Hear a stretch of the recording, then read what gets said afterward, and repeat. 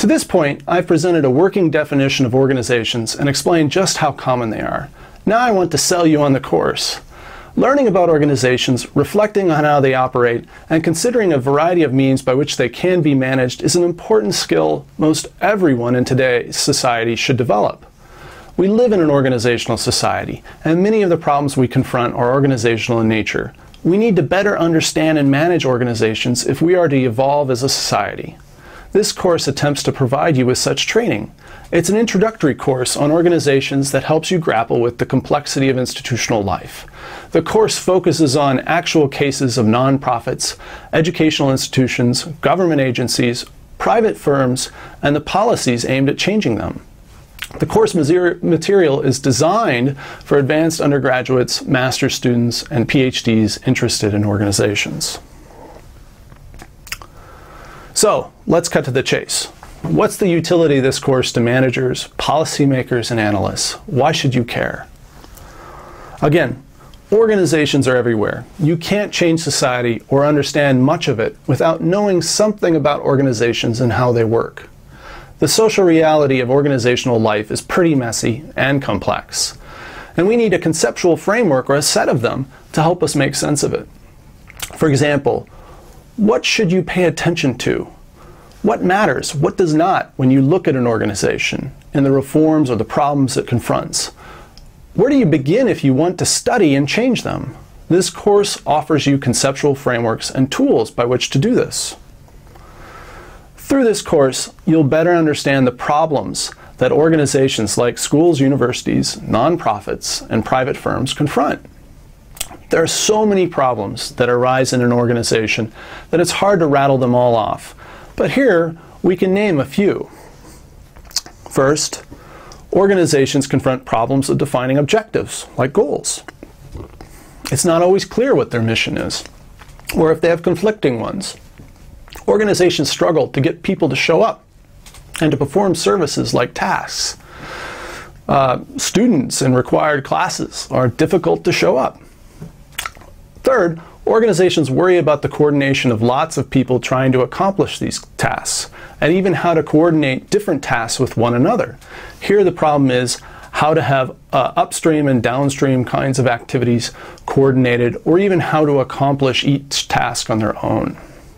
There's always a concern of drawing necessary resources from the environment. This could be a fifth kind of concern. Organizational inputs like money or revenue, materials, knowledge are highly important for the functioning of an organization. Then organizations also have to worry about their outputs, dispensing ideas, products, and funds to the environment and making sure that the environment reacts to them. There's also the concern with selecting, training, and replacing members as participants move through these organizations. Participants in organizations grow old, they graduate, they die. People turn over, they find other jobs. Replacing them is a key function or concern of every organization. Organizations even worry about the relations they have with other firms, like ties to neighbors and fit with an environment. For example, Walmart can't just plop down in any particular neighborhood. They have to consider the environment and their fit. This course exposes you to a variety of actual cases of organizations and theories that help make sense of what you've observed. Through this course, you'll learn there's nothing more practical than a good theory. Many of you have organizational experiences of your own, and they'll be of great value in this course. Think of them as experiences from which you've developed different accounts or interpretations. In most cases, your accounts focus on certain features of the organizational context. You attribute causal force to certain elements and certain actors over others, and you come to certain conclusions as to why things happen the way they did. Your accounts are in many ways a folk theory, a proto-theory. But as we all know, people have different accounts of the same phenomenon, and the same explanation or way of seeing organized life cannot be universally applied. In many regards, it's not enough to adopt one theory or one perspective on everything. In whatever career you pick, you will confront new problems and new situations where your previously generated explanation does not apply, or where another perspective is altogether needed and relevant.